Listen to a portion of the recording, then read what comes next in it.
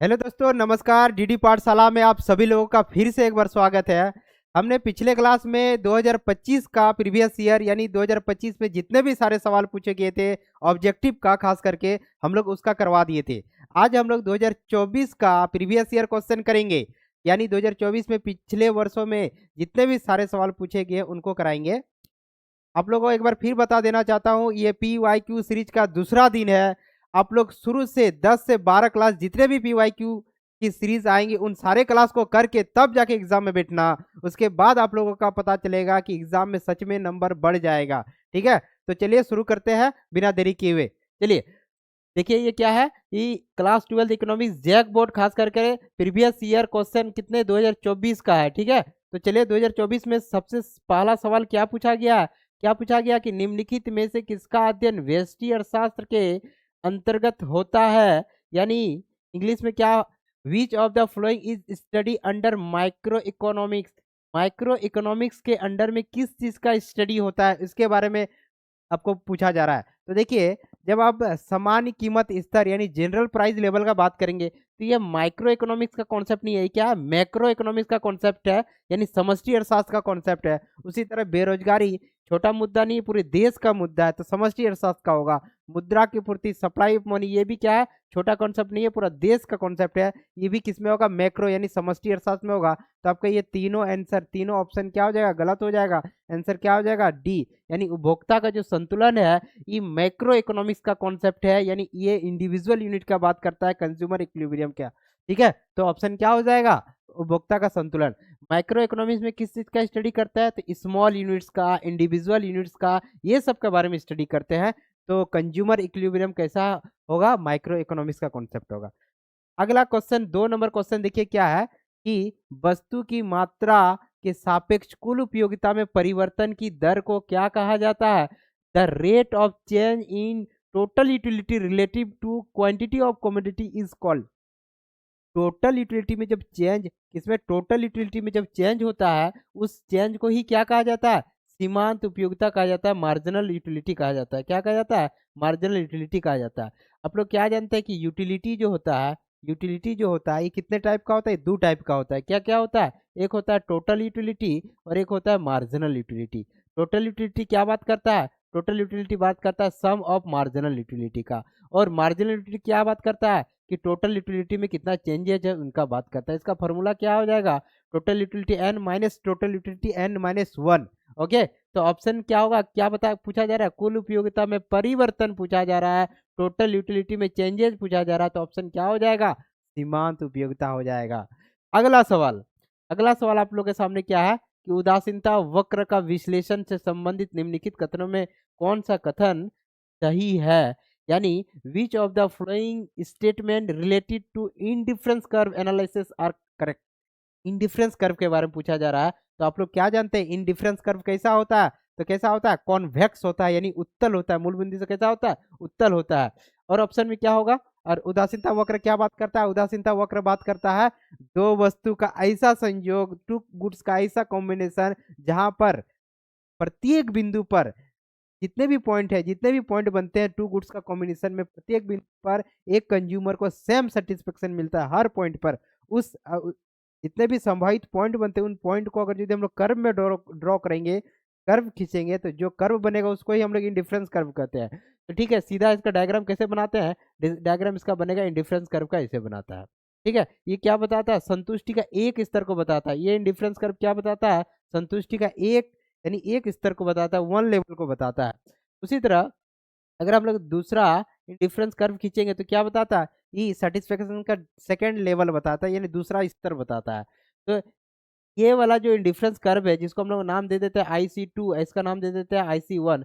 IC1 और IC2 में अधिक यानी मैक्सिमम सेटिस्फेक्शन किस में होगा, IC2 में। उसी तरह अगला सेटिस्फेक्शन किस में होगा, IC3 में। जितना वो ऊपर जाएंगे इंडिफरेंस कर्व में सेटिस्फेक्शन लेवल भी क्या होता है, बढ़ जाता है। ठीक है, इंडिफरेंस कर्व का ये सब क्या है, फीचर्स है। अब हम लोग ऑप्शन में मिला के देखते हैं क्या है। उपभोक्ता का अधिमान एक दिष्ट होता है, मोनोटोनिक होता है, तो यस इंडिफरेंस कर्व में क्या होता है, मोनोटोनिक होता है। उदासीनता वक्र मूल बिंदु के अवतल होता है, अवतल नहीं होता है मेरे दोस्त, कॉनकेव नहीं होता है, क्या होता है, कॉन्वेक्स होता है। तो ऑप्शन 2 नंबर तो गलती है। अब ऑप्शन में मिला के जरा देखिए 2 नंबर कहाँ कहाँ है, तो देखिए 2 नंबर यहाँ पर भी तो ये भी गलत हो जाएगा, 2 नंबर यहाँ भी है तो ये भी गलत हो जाएगा ऑप्शन, और 2 नंबर यहाँ तो ये भी ऑप्शन गलत हो जाएगा। अब ऐसे भी इसको टिक लगा सकते हैं। ठीक है, तो ऑप्शन जो बचा क्या 4 नंबर यानी डी, डी जो है ये ऑप्शन इसमें 2 नहीं है, 1, 3 और 4 आंसर होगा, यानी 1 सही होगा, 2 सही होगा और 3। संतुलन की अवस्था में इंडिफरेंस कर्व की ढाल कीमत के अनुपात के बराबर होती है। तो हाँ, जब क्या होता है इक्विलिब्रियम स्टेट में क्या होता है, इक्विलिब्रियम संतुलन की अवस्था में क्या होता है, इंडिफरेंस कर्व की जो ढाल होता है कीमत के अनुपात के बराबर हो जाता है।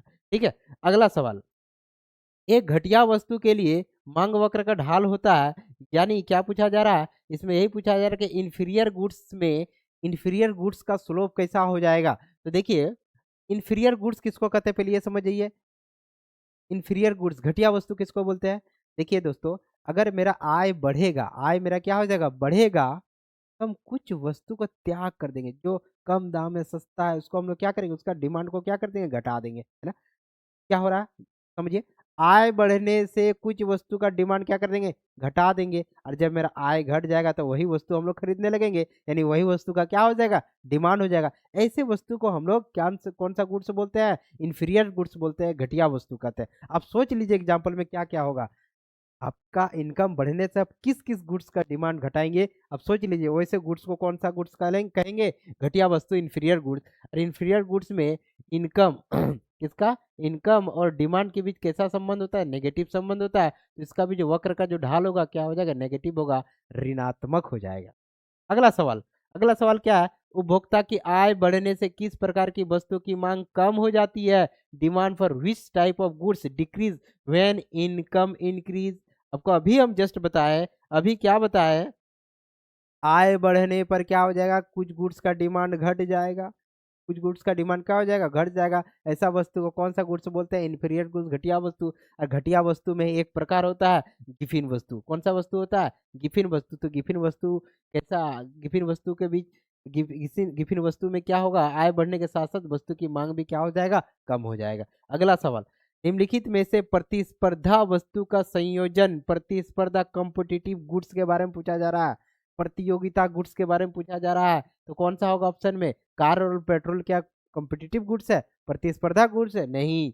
कलम और स्याही है क्या, नहीं। ब्रेड और बटर है क्या, नहीं। लेकिन ठंडा में अगर कंबल नहीं आए तो उसके बदले में रजाई से काम चला लेंगे, इन दोनों कैसा गुड्स है कॉम्पिटिटिव गुड्स है। तो ऑप्शन क्या हो जाएगा डी हो जाएगा, ब्लैंकेट एंड क्विल्स। ठीक है, अगला, अगला सवाल क्या है कि निम्नलिखित में से किस वक्र का आकार यू आकार का होता है, किस वक्र का आकार जो होता है यू आकार का होता है। 7 नंबर क्वेश्चन इंपॉर्टेंट है मेरे दोस्त, पूछा जाता है अक्सर।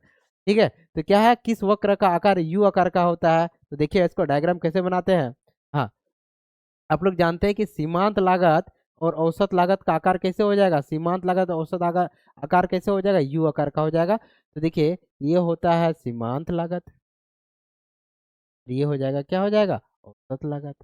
इन दोनों का आकार क्या हो जाएगा, कभी भी पूछे सीमांत लागत औसत लागत का आकार क्या हो जाएगा यू आकार का, ऑप्शन में क्या हो जाएगा सीमांत लागत। अगला सवाल, बढ़ते प्रतिफल के अंतर्गत, बढ़ते प्रतिफल के अंतर्गत साधनों को 3 गुना बढ़ाने पर उत्पादन में कितनी वृद्धि होगी। आप लोग रिएक्टर टू स्केल पढ़े होंगे, पैमाना का प्रतिफल पढ़े होंगे। देखिए अल्पकालीन उत्पादन फलन में 2 प्रकार का फलन होती है। ठीक है, तो एक उसमें पढ़ते हैं क्या दीर्घकालीन उत्पादन फलन, और दीर्घकालीन उत्पादन फलन में क्या पढ़ते हैं पैमाना का प्रतिफल पढ़ते हैं। ठीक है, तो पैमाना का प्रतिफल क्या बताता है कि जो फैक्टर ऑफ प्रोडक्शन होता है और आउटपुट होता है, यानी फैक्टर ऑफ प्रोडक्शन में कितना बढ़ाने पर प्रोडक्शन भी कितना चेंज हो जाता है। और फैक्टर ऑफ प्रोडक्शन में इसमें क्या होता है वेरिएबल और फिक्स दोनों प्रकार की गुड्स होती है, वेरिएबल और फिक्स दोनों प्रकार की गुड्स होती है। तो दोनों प्रकार के फैक्टर को बढ़ाने पर आउटपुट में भी कितना चेंज होता है, यही इसी का संबंध को बताता है। इसमें क्या पूछा जा रहा है, हाँ अब पैमाना का जो प्रतिफल है रिएक्टर टू स्केल ये कितने कितने टाइप का होता है, 3 टाइप का होता है। क्या क्या होता है, एक होता है इंक्रीज रिटर्न टू स्केल, क्या होता है इंक्रीज रिटर्न टू स्केल होता है। ठीक है, एक होता है क्या equal equal equal return to scale होता है, और एक होता है डिक्रीजिंग रिटर्न टू स्केल होता है। इसका मतलब क्या, एक होता है कि बढ़ते प्रतिफल, एक होता है बढ़ते प्रतिफल, एक होता है समान प्रतिफल, एक होता है बढ़ते प्रतिफल, एक होता है समान प्रतिफल, और एक होता है घटते प्रतिफल। ठीक है, बढ़ते प्रतिफल के अंतर्गत साधनों के 3 गुना बढ़ाने पर, यानी इनपुट में बात कर रहा है, इनपुट में अगर 3 गुना बढ़ाएंगे तो आउटपुट मेरा क्या हो जाएगा। तो देखिए बढ़ते प्रतिफल में अगर इनपुट 3 गुना बढ़ाते हैं, यानी अगर इनपुट में अगर 10% बढ़ाते हैं तो इसमें कितना हो जाएगा, 20% बढ़ जाता है। यानी जितना फैक्टर ऑफ प्रोडक्शन बढ़ाएंगे उससे अधिक अगर बढ़ जाता है तो उसको हम लोग क्या बोलेंगे, साधन का बढ़ते प्रतिफल। यानी 3 गुना इनपुट में बढ़ाने पर आउटपुट क्या होगा, 3 गुना से अधिक हो जाएगा। ठीक है, अगर इसका बात करें समान प्रतिफल का बात करें तो इनपुट में अगर यदि 3 गुना बढ़ाएंगे तो आउटपुट में भी कितना बढ़ेगा, 3 गुना ही बढ़ेगा। और घटते प्रतिफल में अगर इनपुट में अगर 3 गुना बढ़ाएंगे तो आउटपुट में क्या हो जाएगा, 3 गुना से कम हो जाएगा, 3 गुना से क्या हो जाएगा, कम हो जाएगा। यानी घटते प्रतिफल में अगर 10% बढ़ाते हैं तो प्रोडक्शन मेरा 10% नहीं होगा, 10% से क्या हो जाएगा, कम ही हो जाएगा। 10% से क्या हो जाएगा, कम ही हो जाएगा, उसको घटते प्रतिफल कहेंगे। अब मिलाइए, बढ़ते प्रतिफल के अंतर्गत साधनों का 3 गुना बढ़ाने पर, कितना गुना, 3 गुना बढ़ाने पर उत्पादन में कितना वृद्धि हो जाएगा। बढ़ते प्रतिफल का बात पूछा जा रहा है, इंक्रीजिंग रिटर्न टू स्केल के बारे में पूछा जा रहा है, यानी 3 गुना से अधिक हो जाएगा, मोर देन 3 टाइम्स हो जाएगा। अगला सवाल, जब सीमांत लागत औसत लागत से अधिक होता है तब, अभी हमने पिछले क्वेश्चन में एक डायग्राम बनाया था, क्या डायग्राम बनाया था, क्या डायग्राम बनाया था, जब सीमांत लागत औसत लागत से अधिक होता है तब क्या होता है। तो देखिए हम एक डायग्राम बनाते हैं, अब इस डायग्राम के माध्यम से सॉल्व कर ले उसको। क्या है डायग्राम में, इसमें एक साइड में क्या बनाएंगे हम लोग, एक साइड में हम लोग बनाएंगे एमसी का बनाएंगे मार्जिनल कॉस्ट का, और एक साइड में किसका बनाएंगे, एक साइड बनाएंगे एसी का। देखिए ये है किसका, ये है एमसी का, और ये है क्या, एसी का। अब यहाँ पे देखिए जब एमसी बढ़ रहा होता है, एमसी बढ़ रहा है, एमसी बढ़ रहा है, तो एसी क्या हो जा रहा है, एसी यानी एवरेज कॉस्ट औसत लागत भी क्या हो जाएगा, ये भी तो बढ़ रहा है ना। ये एमसी बढ़ रहा है तो ये भी बढ़ रहा है, एसी भी। अब देखिए सीमांत लागत और औसत लागत से अधिक होने पर, जब सीमांत लागत औसत लागत से अधिक हो जाएगा, औसत लागत से यानी एवरेज कॉस्ट से अधिक हो जाएगा, तो औसत लागत भी क्या हो जाएगा, बढ़ जाएगा, औसत लागत भी क्या हो जाएगा, बढ़ जाएगा। अगला सवाल, न्यूमेरिकल। आप लोग को बार बार हर एक पीवाईक्यू सीरीज में बताया जा रहा है कि न्यूमेरिकल जरूर से जरूर बना लेना, ठीक है, क्योंकि न्यूमेरिकल आएगा ही। ठीक है, आप करीब से करीब 50 से 60 यानी 100 भी न्यूमेरिकल आप बना के जाते हैं तो आपके एग्जाम में सवाल नहीं छूटेंगे। ठीक है, तो 10 नंबर सवाल में क्या पूछा जा रहा है, 10 नंबर सवाल में पूछा जा रहा है, कीमत में 5% बढ़ने पर पूर्ति, 5% बढ़े तो पूर्ति का लॉज क्या है। If price rise by 5% and supply rise by 5%, तो elasticity of supply what is. तो देखिए हम लोग इलास्टिसिटी ऑफ सप्लाई का क्या फॉर्मूला जानते हैं, हम लोग यही ना जानते हैं कि percentage change in supply upon percentage change in price, है ना। Due to change in price, due to change in price, price में चेंज होने के कारण how much change in supply, it is called elasticity of supply. तो ठीक है, तो इसमें देखिए डेल एस यानी डेल एस पूर्ति में परिवर्तन कितना है, तो पूर्ति में परिवर्तन 5% है, पूर्ति में परिवर्तन 5 है, और कीमत में परिवर्तन कितना है, 5 है। कटेंगे तो कितना आ जाएगा, 1 आएगा, यानी क्या होगा, इकाई लोई दर पूर्ति हो जाएगा, है ना। अगला सवाल, अगला सवाल, उत्पादन पर इकाई कर लगाने से वस्तु की पूर्ति क्या होता है मेरे दोस्त। देखिए प्रोडक्शन में टैक्स लगा दो, क्या क्या लगा दें, प्रोडक्शन में टैक्स लगा दो, तो सप्लाई क्या हो जाएगा, गुड्स महंगा हो जाएगा ना। तो गुड्स महंगा हो जाएगा तो फैक्ट्री वाला बिक पाएगा उतना स्पीड से, क्या सस्ता होगा तो ज़्यादा बिक पाएगा, क्योंकि प्राइस कम होता है तभी तभी किसी गुड्स का ज़्यादा डिमांड होता है। देखिए यहाँ पे उत्पादन पर इकाई कर लगा देंगे, उत्पादन पर क्या कर देंगे, इकाई कर लगा देंगे, तो वस्तु की पूर्ति क्या हो जाएगा, वस्तु की पूर्ति क्या हो जाएगा, कम हो जाएगा।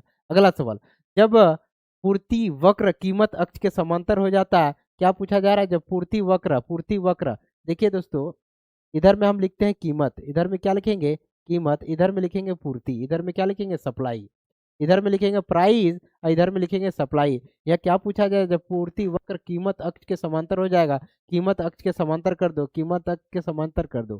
ठीक है, तो कीमत अक्ष के समांतर हो जाएगा तो क्या हो जाएगा, ये पूर्णतः क्या हो जाएगा, बेलोचेदार हो जाएगा। ऑप्शन में क्या हो जाएगा, परफेक्टली इन इलास्टिक हो जाएगा। यही ना पूछा जा रहा है, क्या पूछा जाए, parallel to price axis, parallel कर देंगे सप्लाई के प्राइस एक्सिस में, तो क्या हो जाएगा, परफेक्टली इन इलास्टिक। अगला सवाल, अगला सवाल क्या है कि अन्य बातें समान रहने पर साधन की कीमत बढ़ने पर संतुलन कीमत क्या हो जाएगा। अंडर क्राइटेरिया प्रेबेस क्या है, increases in factor price causes equilibrium price to, क्या पूछा जा रहा है, साधन की कीमत बढ़ा दो, फैक्टर ऑफ प्रोडक्शन का प्राइस बढ़ा देंगे तो संतुलन कीमत क्या हो जाएगा।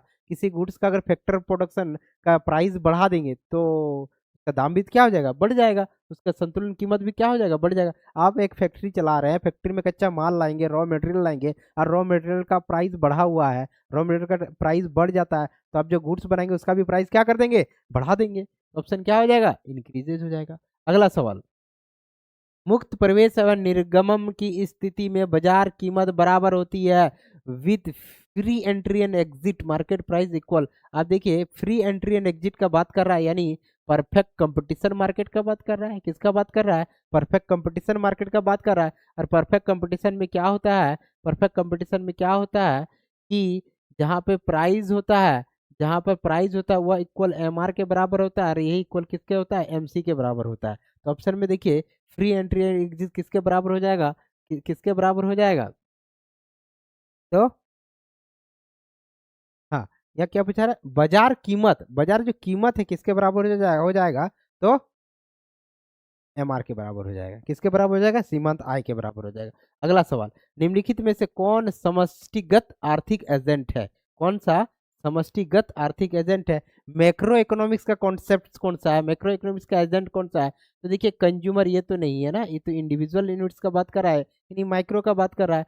प्रोड्यूसर ये भी बात कर रहा है, दुकानदार भी, ये भी किसका बात कर रहा है, इंडिविजुअल का बात कर रहा है। लेकिन बैंक का बात करेंगे तो बैंक क्या है, ये समष्टि आर्थिक एजेंट है, यानी मैक्रो इकोनॉमिक्स का क्या है, एजेंट है। अगला अगला सवाल क्या है, जे एम किन्स के द्वारा निम्नलिखित पुस्तक में, जे एम किन्स के द्वारा निम्नलिखित पुस्तक में, जे एम किन्स के द्वारा लिखित पुस्तक कौन सा है, which book is written by J M Keynes, J M Keynes के वो कौन सा है, तो आप जानेंगे कौन सा, the general theory of employment and interest. Wealth of nation किसका है, एडम स्मिथ का। प्रिंसिपल ऑफ इकोनॉमिक्स किसका है, मार्शल का है ना, ये किसका है, मार्शल का है, ये किसका है, एडम स्मिथ का है। और ये क्या है, जे एम किन्स का, the general theory of employment interest and money किसका है, तो जे एम किन्स का। अगला सवाल, अगला सवाल आपके सामने दिया हुआ है, क्या दिया हुआ है, किस चर का संबंध समय के निश्चित बिंदु से है, a point of time, a point of time के बारे में पूछा जा रहा है।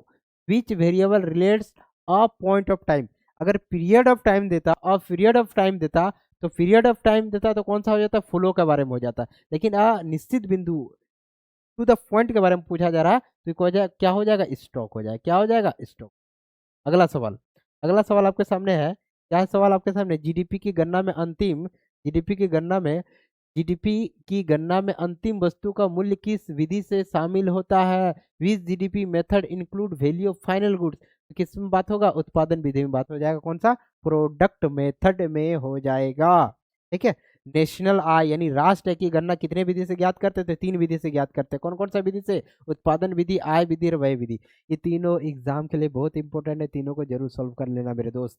अगला सवाल, वस्तु विनिमय प्रणाली का एक दोष निम्न में से कौन सा है, वस्तु विनिमय प्रणाली यानी बार्टर सिस्टम के बारे में पूछा जा रहा है। अब बार्टर सिस्टम के बारे में क्या जानते हैं, वस्तु विनिमय प्रणाली के बारे में क्या जानते हैं, एक वस्तु के बदले में दूसरे वस्तु का अदला बदली करना ही क्या कहलाता है, बार्टर सिस्टम कहलाता है ना। एक वस्तु के बदले दूसरे वस्तु अगर प्राप्त करते हैं तो इसका क्या हो जाएगा, बार्टर सिस्टम। लेकिन अगर हमको कुछ और चाहिए, अगर मान लीजिए मेरे पास गेहूं है और मुझे चावल चाहिए और उसके पास चावल है नहीं, तो क्या हम वो गुड्स को ले सकते हैं, नहीं ले सकते हैं। तो इस ये सब सारे सिस्टम क्या है, ये सब सारे वस्तु विनिमय प्रणाली बार्टर सिस्टम का क्या है, ये सब दोष है, डिफेक्ट है। तो क्या है इसमें, क्या पूछा जा रहा है, वस्तु विनिमय प्रणाली का दोष पूछा जा रहा है, तो दोष पता करो, लैक ऑफ वैल्यू एक्यूमुलेशन, मूल्य संचय का अभाव, तो यस होता है। ठीक है, आवश्यकता का दोहरा संजोग का अभाव, ये भी होता है, दोहरा संजोग का अभाव हाँ होता है। मूल्य मापन की समस्या, हाँ गुड्स से गुड्स का मूल्य मापन की समस्या होती है। तो ये सारा ऑप्शन क्या है, दोष है, तो ऑल ऑफ दीज हो जाएगा। अगला सवाल, अगला सवाल आपके सामने क्या है कि निम्नलिखित में से निम्नलिखित में व्यावसायिक बैंक का कार्य नहीं है, कौन सा कमर्शियल बैंक का वर्क नहीं है, फंक्शन नहीं है, वही पूछा जा रहा है। ठीक है, एक मिनट, एक मिनट है, हाँ, यस, व्यावसायिक बैंक का कार्य नहीं है, function, which is not function of commercial bank. देखिए, व्यवसायिक बैंक क्रेडिट इशू करता है, ऋण देता है, यस देता है। तो बचत जमा स्वीकार करता है, हाँ करता है, ये भी कार्य है। सावधि जमा खाता खोलना ये भी है, लेकिन सरकार का बैंक नहीं है। कमर्शियल बैंक तो गवर्नमेंट का बैंक नहीं है। ठीक है, बैंक ऑफ गवर्नमेंट है क्या, नहीं है। बैंक ऑफ गवर्नमेंट कौन होता है, आरबीआई होता है। कौन होता है, आरबीआई होता है। अगला सवाल, SLR बढ़ाने से बैंकों के ऋण क्षमता, SLR बढ़ाने से बैंकों का ऋण क्षमता क्या हो जाता है। देखिए आप लोग मॉनेटरी पॉलिसी में यानी जो मौद्रिक नीति होती है, मौद्रिक नीति में बहुत सारा टूल्स के बारे में पढ़ते हैं। कौन कौन सा टूल्स पढ़ते हैं आप लोग? पढ़ते हैं बैंक रेट के बारे में पढ़ते हैं, आप लोग CRR के बारे में पढ़ते हैं, आप लोग SLR के बारे में पढ़ते हैं, आप लोग OMO यानी ओपन मार्केट ऑपरेशन के बारे में पढ़ते हैं। ठीक है, तो इसमें क्या पूछा जा रहा है कि SLR बढ़ाने से बैंक ऋण क्षमता क्या होता है। तो देखिए मेरे दोस्त, SLR क्या होती है? तो SLR होती है कि RBI ये कहता है जितने भी कमर्शियल बैंक है कि आपके पास जितने बैंक में जो पैसे जमा पैसे आते हैं उसका एक निश्चित अमाउंट, एक फिक्स अमाउंट आप अपने पास गोल्ड रूप में, कैश रूप में या कोई भी एसेट्स रूप में एक निश्चित अमाउंट आपके पास रखना ही पड़ेगा। ठीक है, तो ये जो रेट फिक्स्ड होता है RBI फिक्स्ड करता है। ठीक है, तो SLR का अगर यदि SLR रेट अगर जी ज़्यादा है, SLR रेट ज़्यादा है तो लोन भी क्या हो जाएगा? लोन भी ज़्यादा हो जाएगा, लोन भी ज़्यादा हो जाएगा, लोन भी क्या हो जाएगा? ज़्यादा हो जाएगा। SLR रेट अगर ज़्यादा है तो लोन लोन भी क्या हो जाएगा? महंगा हो जाएगा, ऋण भी क्या हो जाएगा? महंगा हो जाएगा, और ऋण महंगा हो जाएगा तो मनी सप्लाई क्या हो जाएगा? मनी सप्लाई कम हो जाएगा, मनी सप्लाई क्या हो जाएगा? कम हो जाएगा। इस तरह करके एक चेन बनता है। फिलहाल आपके सवाल क्या है? SLR बढ़ने से बैंक के ऋण क्षमता क्या हो जाएगा? बढ़ जाएगा। अगला बैंक के ऋण क्षमता क्या हो जाएगा? हाँ, ऋण देने की लोन क्या हो जाएगा? महंगा हो जाएगा, महंगा जो लोन क्या होगा? लोन कम लेगा तो कम लेगा तो डिक्रीज हो जाएगा, ऋण क्षमता क्या हो जाएगा? घट जाएगा। अगला अगला सवाल क्या है? ब्याज दर बढ़ने से मुद्रा की कौन सी मांग घटती है? ठीक है, क्या सवाल पूछा है? ब्याज दर बढ़ने से मुद्रा की कौन सी मांग घटती है?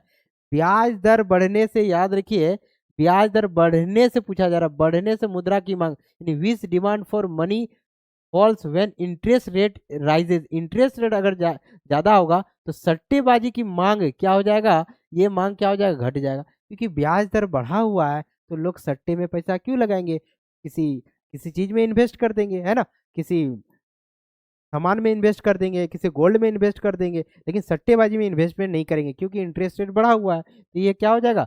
सट्टेबाजी की मांग क्या हो जाएगा? घट जाएगा। ठीक है, अगला सवाल, उपभोक्ता की सीमांत प्रवृत्ति किस फलन का ढाल को दर्शाता है? यानी क्या बताया जा रहा है?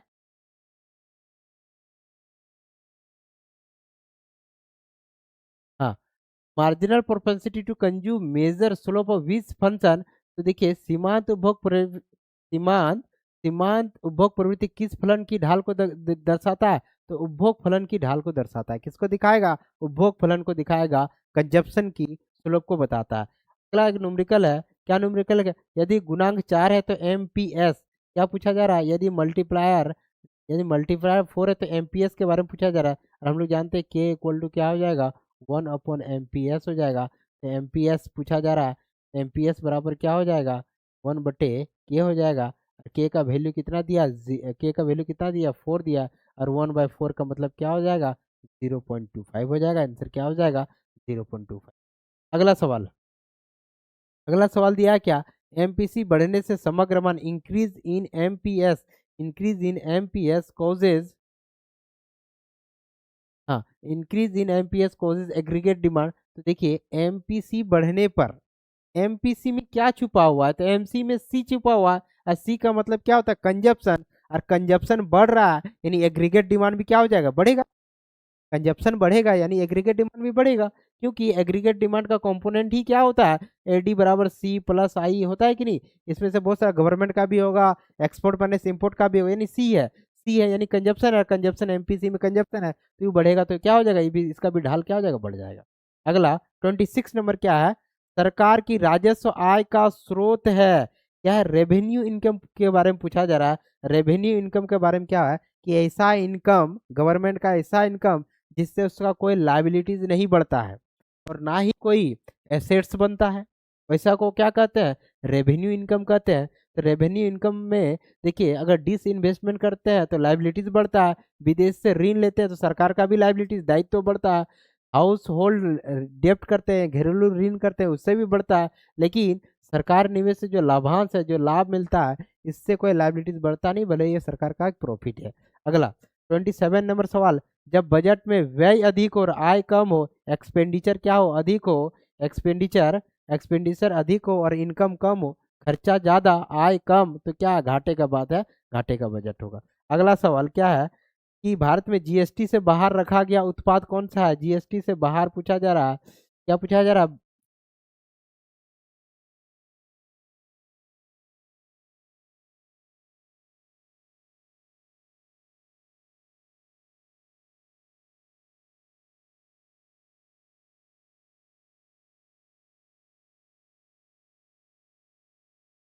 देखिए, excluding from GST in India, GST से बाहर किसको रखा गया, देखिए तंबाकू पे भी जीएसटी लगता है तो ये भी नहीं होगा, स्टेशनरी पर लगता है ये भी नहीं होगा, आभूषण में भी जीएसटी लगता है तो ये भी आंसर नहीं होगा। पेट्रोलियम उत्पाद जो है, पेट्रोल उत्पाद जो है, पेट्रोलियम गुड्स जो है, इस पे जीएसटी नहीं लगता है, बल्कि इस पे अलग अलग स्टेट जो होती है अलग अलग टाइप का इसमें क्या लगाती है, टैक्स लगाती है। ठीक है, तो ये जीएसटी से बाहर है। अगला 29 क्या है, सरकार द्वारा एक मुक्त कर लगाने पर संतुलन आय पर प्रभाव, impact of lump sum tax by government on equilibrium income, अगर इनकम पर हम लगा देंगे टैक्स तो क्या मेरा संतुलन आय पे क्या हो जाएगा, ये मेरा क्या हो जाएगा, घट जाएगा, है ना। आपके अगर यदि इनकम में सरकार एक मुश्त टैक्स लगा देगा तो आपका इनकम क्या हो जाएगा, घट जाएगा। अगला सवाल 30, भारत में विदेशी मुद्रा का प्रवाह का क्या कारण है, क्या पूछा जा रहा है कि भारत में विदेशी मुद्रा कैसे आएगी, भारत में विदेशी मुद्रा कैसे आएगी, reason of foreign exchange inflow in India, inflow Bharat में कैसे आएगी, तो भारत में कैसे आएगी, तो कोई अगर विदेशी उपहार दे रहा है तो इससे भी आएगी। विदेश प्रत्यक्ष निवेश, कोई अगर भारत में इन्वेस्टमेंट कर रहा है, विदेश द्वारा प्रत्यक्ष निवेश इन्वेस्टमेंट कर रहा है तो ये भी होगी। निर्यात, अगर हम सामान बेचते हैं तो उधर से क्या होगा, हमको फॉरेन मनी मिलेगी तो वह भी होगा इन्वेस्टमेंट, यानी ऑल ऑफ दीज हो जाएगा, है ना। तो चलिए 30 का 30 ऑब्जेक्टिव हो गया। ये 2024 का जितने भी 2024 में जितने सारे सवाल है उन सारे मेरे सवाल को करवा दिया। आने वाला क्लास और भी ज़्यादा इंपॉर्टेंट है, तो तब तक के लिए डीडी पाठशाला से आप लोग जुड़े रहिए। डीडी पाठशाला को सब्सक्राइब कीजिए, शेयर कीजिए और सभी दोस्तों को बोलना है एग्जाम जाने से पहले PYQ सीरीज को जरूर देख के जाएंगे। तो चलिए तब तक के लिए धन्यवाद।